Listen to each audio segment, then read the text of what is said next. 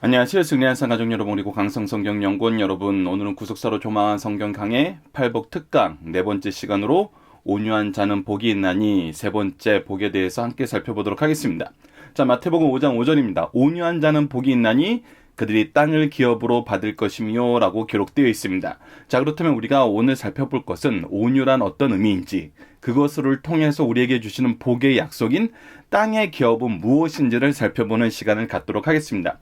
첫째, 성경에서 얘기하는 온유의 뜻은 meek, gentle, humble로 이젠 조급함과 경솔함과 반대되는 유아롭고 신축성 있는 아름다운 덕을 소유한 것을 얘기합니다. 그래서 온유하다는 것은 나약한 것이 아닙니다. 무엇보다 지구력 있으면서 포용하는 성품으로 모든 것을 안아주고 받아주고 이끌어주는 것을 말합니다. 성경에서는 예수님에 대해서 표현할 때 온유, 프라우스라는 표현을 사용했습니다.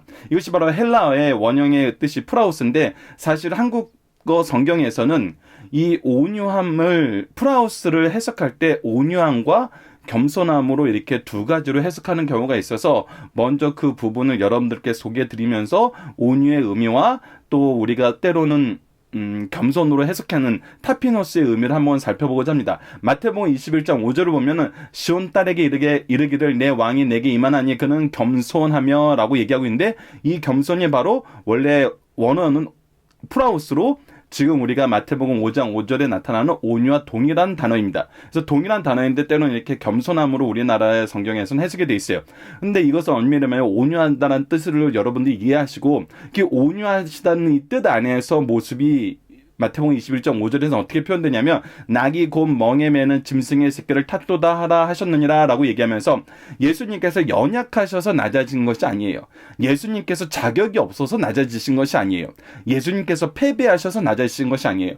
오히려 모든 것을 포용하시며 스스로 낮아지셔서 우리를 안고 하나님의 뜻을 이루는 삶을 나가는 모습이기 때문에 여기서는 이 겸손이 온유한 프라우스로 표현이 되는 것입니다. 그리고 마태복음 11장 29절에는 이 프라우스와 겸손이라는 타피노스가 같이 쓰여 있습니다. 나는 마음이 온유하고 할 때 이것은 프라우스고, 겸손하냐고 했을 때는 이것이 스스로 자기를 낮추는 타피노스, 겸손으로 해석할 수 있는 또 다른 그 단어입니다. 나의 멍에를 메고 내게 배우라, 그리하면 너희 마음이 쉼을 얻으리라 라고 얘기하고 있습니다. 그래서 설명을 우리가 다시 한번 보면 마태복음 20장 5절 말씀에서는 겸손으로 번역된 것이 오늘 본문의 말씀이 온유입니다. 이것은 우리의 왕 대신 주님이 오시는데 우리를 향하여 온유함으로 오신다는 뜻입니다. 이것은 우리의 죄를 용서하고 은혜로 포용하면서 오신다는 것을 의미합니다. 스스로 낮아지신 것을 의미하고 있어요. 예수님은 우리가 아직 죄인 되었을 때 그의 대속의 죽음을 이해하지 못하고 우리의 왕으로 삼으려고 할 때도, 우리가 죽이려 할 때에도 우리를 한결같이 온유함으로 대하셨다는 말입니다. 그렇기 때문에 이는 나약한 것이 아니라 가장 강한다는 의미입니다.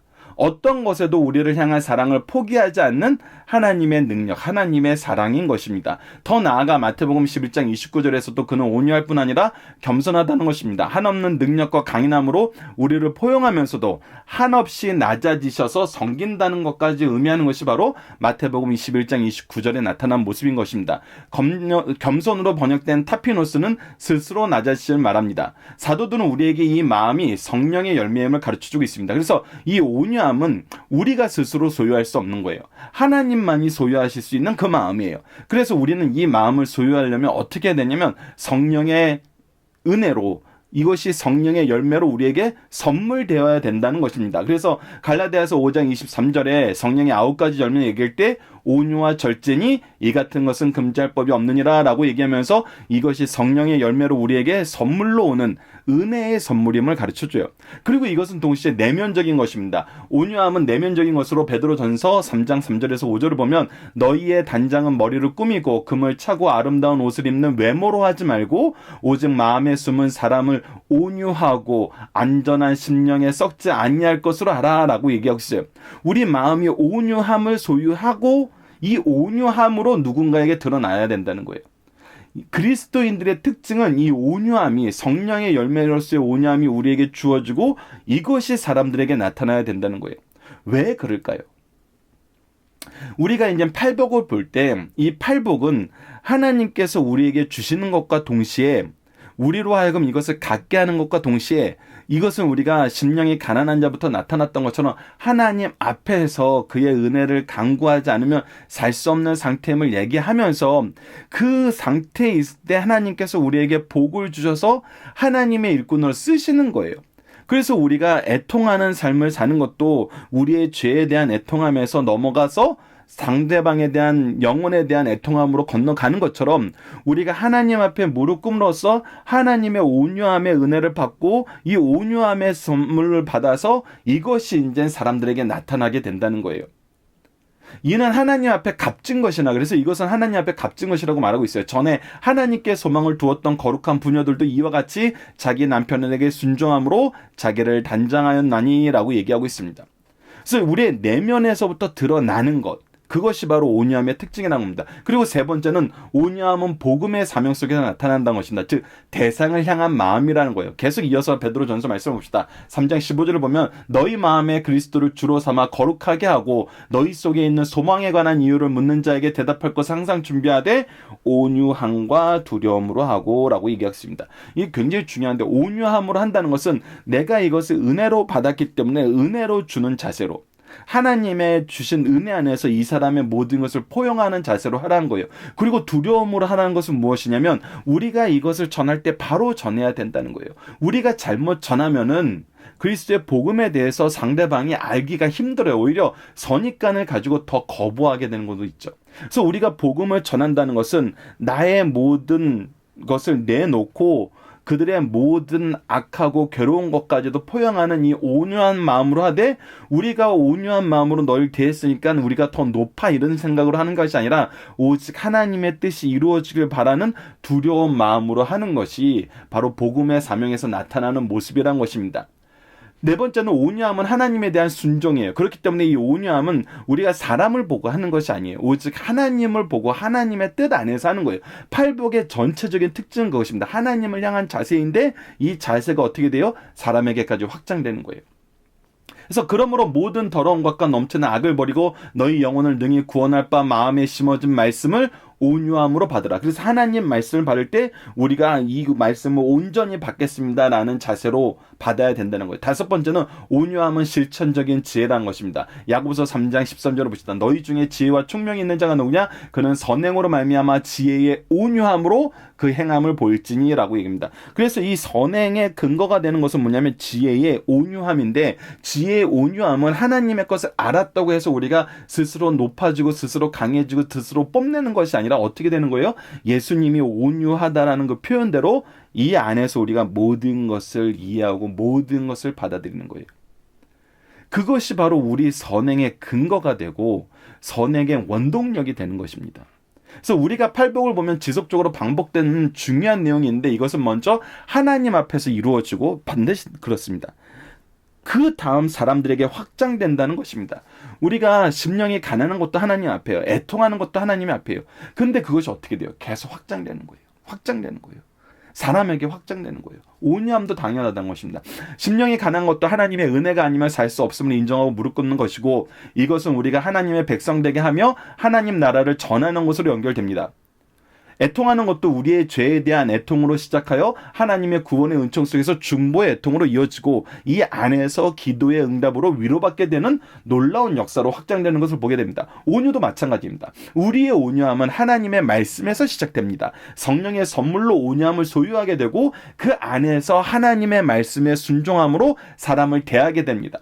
온유함으로 사람을 대하게 되는 것이죠. 이것은 놀라운 것입니다. 우리가 하나님의 말씀을 통하여 사람을 대한다는 것은 사람을, 타인을 내 심정으로 대하는 것이 아니라 하나님의 마음으로 대하게 된다는 거예요. 이거 왜 그러냐면 이것이 바로 성령의 선물이고 성령의 역사이기 때문입니다. 이것이 우리의 복음 사명의 기초가 되기 때문입니다. 이것을 몸소 보여주신 분이 바로 예수님이에요. 그래서 예수님 우리에게 온유함과 겸손함을 보여주신 거예요. 그 안에서 있는 지혜의 온유함, 하나님의 복음의 역사를 보여준 거잖아요. 이것을 참으로 하나님의 사랑을 전하는 가장 큰 능력입니다. 그래서 온유함이 왜 먼저 나왔는지 우리가 알아야 돼요. 우리가 직접적으로 하나님의 복음의 말씀을 전할 때 가장 필요한 것이 바로 이 온유함이라는 거예요. 모든 것을 받아주고 나아가는 거예요. 이것은 무엇이 되냐면 우리가 정말 온전하게 은혜의 통로가 되는 거예요. 은혜의 빚진 자로서 은혜를 하나님의 이름으로 갚는 사람, 하나님의 이름으로 전하는 사람이 되는 거예요. 그래서 구약 성경에는 온유한 사람의 대표로 모세를 우리에게 소개하고 있습니다. 민수기 12장 3절과 12장 7절로 8절로 봅시다. 이 사람 모세의 온유함은 지면의 모든 사람보다 더하더라. 내 종 모세와는 그렇지 아니하니 그는 내 온 집에 충성하며라. 그와는 내가 대면하여 명백히 말하고 은밀한 말로 하지 아니하며 그는 또 여호와의 형상을 보고는 너희가 어찌하여 내 종 모세를 비방하기를 두려워하지 아니하느냐라고 얘기하고 있습니다. 즉 그는 온유함이고 하나님께 충성함으로 사람들을 대했어요. 항상 그렇게 되어 있어요. 사람이 대하는 모습으로 그것을 리액션으로 사람들에게 대한 것이 아니고 항상 하나님이 나를 대하는 그 모습의 리액션을 사람들에게 표현한 거예요. 하나님께 표현하고 사람에게 표현하고. 이것이 은혜의 일꾼들의 특징이거든요. 복받은 일꾼들의 특징이라는 거예요. 이것이 하나님의 것으로 복음을 전하는 사람들의 특징이라는 것입니다. 민수기 말씀도 모세의 모습을 통해서 온유한 모습을 가르쳐줍니다. 사람에 대한 온유함의 기초는 하나님에 대한 충성이며 그의 뜻을 명확하게 전달하고 항상 하나님 앞에 있는 것입니다. 그래서 우리가 심령이 가난한 자는 그 앞에서 회개하라 천국에 가깝느니라가 왜 근거의 말씀이 되었냐면 하나님의 임재 앞에 있을 때 무릎을 꿇었을 때 하나님과 동행할 때거든요. 그래서 우리는 명백하게 하나님과 함께하는 사람으로서 사람들에게 나아간다는 거예요. 이것이 팔복 전체에 나타나 있는 공통된 특징이라는 것입니다. 우리의 삶의 모습은 이 팔복의 삶의 모습은 우리가 하나님과 분리되며 살 수 없는 모습이라는 것을 더욱더 명확하게 성경을 통해서 우리에게 가르쳐주고 있습니다. 자, 그렇다면 그 안에서 받게 되는 선물, 복은 무엇입니까? 바로 땅을 기업으로 받는 거예요. 다시 한번 5장 5절 봅시다. 온유한 자는 복이 있나니 그들이 땅을 기업으로 받을 것이며 라고 얘기하고 있습니다. 하나님께서 우리에게 기업으로서 땅을 말할 때 이것은 약속된 축복을 의미합니다. 이것은 단순히 이 지상에서의 땅, 기업, 어떤 영역 이거에서 끝나지 않아요. 이는 단순히 물질적인 땅만 의미하는 것이라 확실한 약속의 성취를 가리키는 것이며 더 나아가선 약속의 땅을 의미합니다. 그래서 시편 37편 11절을 보면 그러나 온유한 자들은 땅을 차지하며 풍성한 화평으로 즐거워하리라 라고 얘기하고 있어요. 그래서 우리는 무엇을 알아야 되냐면 하나님의 언약에서 얘기하는 기업의 의미, 땅의 의미를 알아야 돼요. 그래서 이 의미는 첫 번째는 안전한 땅이라는 거다. 신명기 11장 25절을 보면 너희의 하나님 여호와께서 너희에게 말씀하신 대로 너희가 밟는 모든 땅 사람에게 너희를 두려워하고 무서워하게 하리니 너희를 능히 당할 사람이 없으리라 라고 얘기하면서 이 땅은 이제 하나님이 보호하시고 하나님이 주변 인물들에게 그들을 이스라엘 민족을 두려워하게 하는 하나님의 백성을 두려워하게 하는 마음을 주셔서 감히 이 땅을 침범하지 못하게 만들므로 우리가 이제 이곳에선 참된 안식을 얻었다는 거예요. 안전을 확보했다는 것입니다. 그래서 이 땅을 인도하신 분은 하나님이시며 이 땅을 주신 분도 하나님입니다. 그래서 이 땅은 하나님이 지키십니다.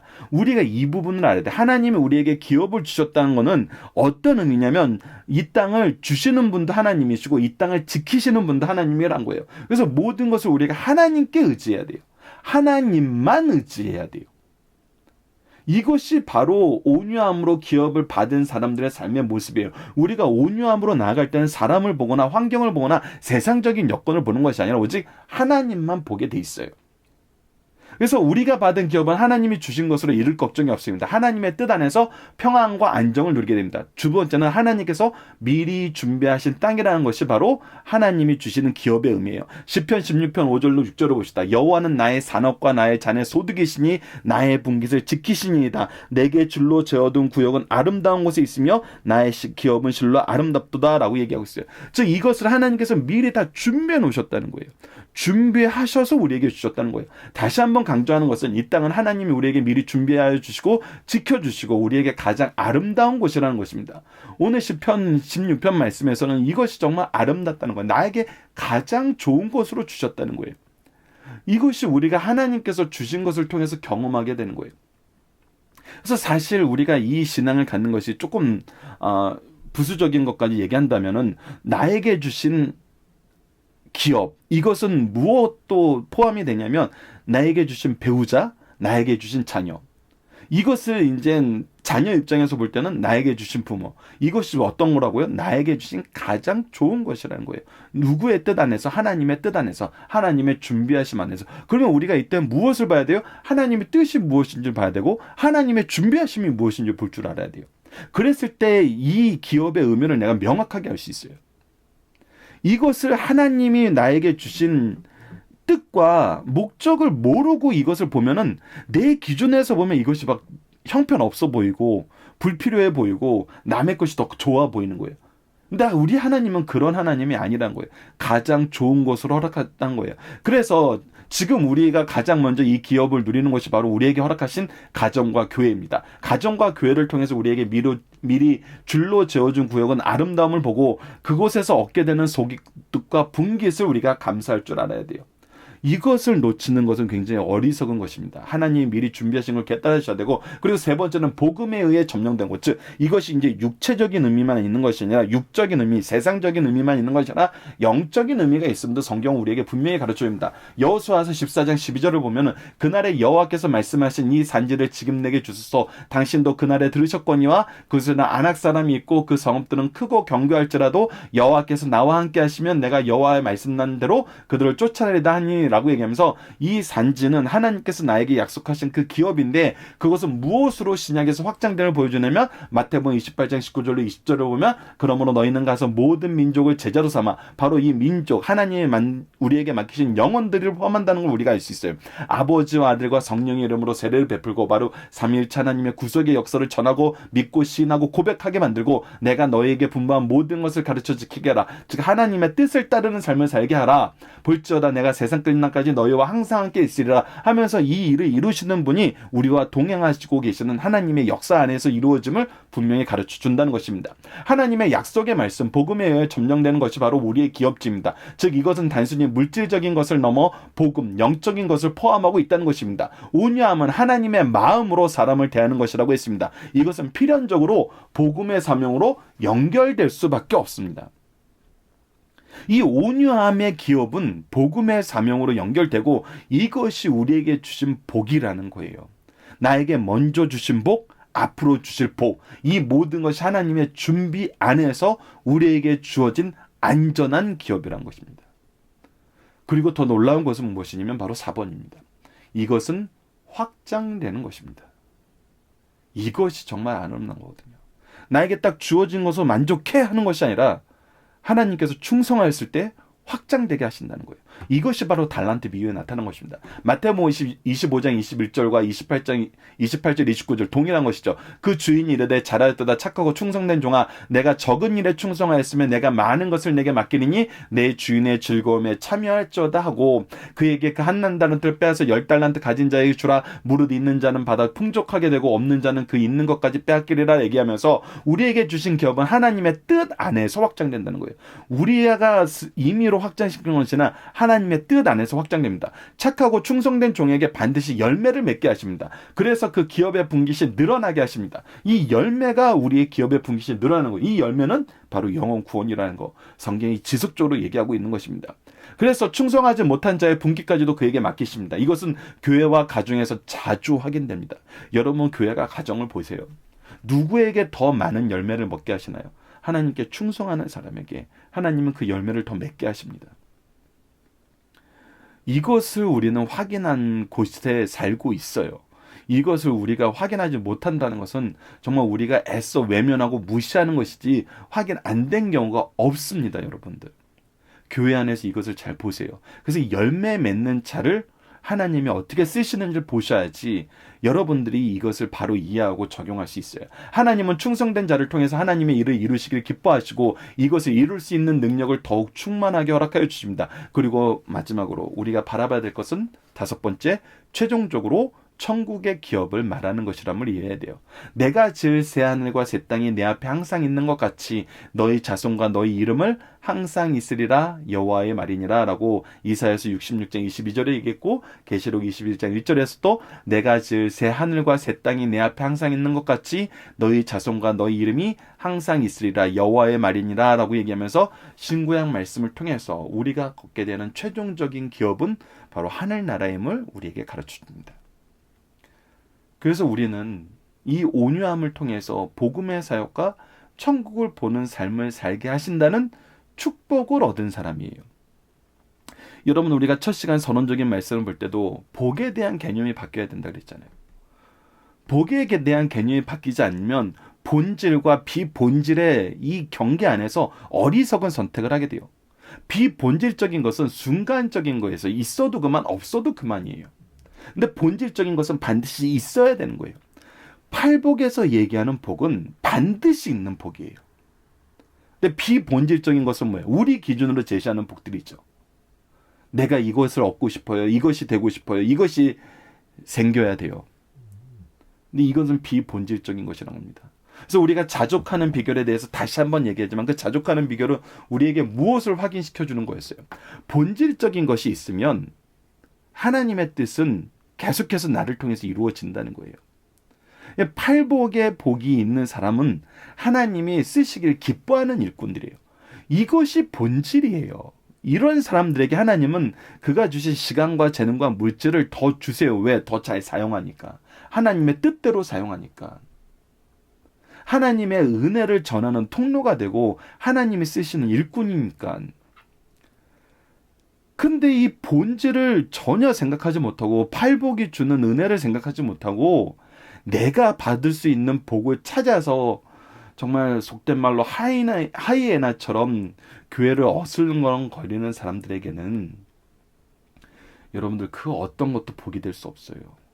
그 어떤 것도 복이 될 수 없습니다. 오히려 그 사람에게 무엇인가 주어지는 것은 그가 죄를 지을 확률을 더 늘릴 뿐이에요.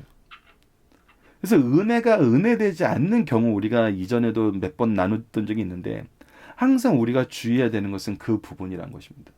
은혜가 우리가 죄의 죄목을 늘리는 통로가 되는 것은 우리가 바로 우리의 기준으로 생각하기 때문이에요.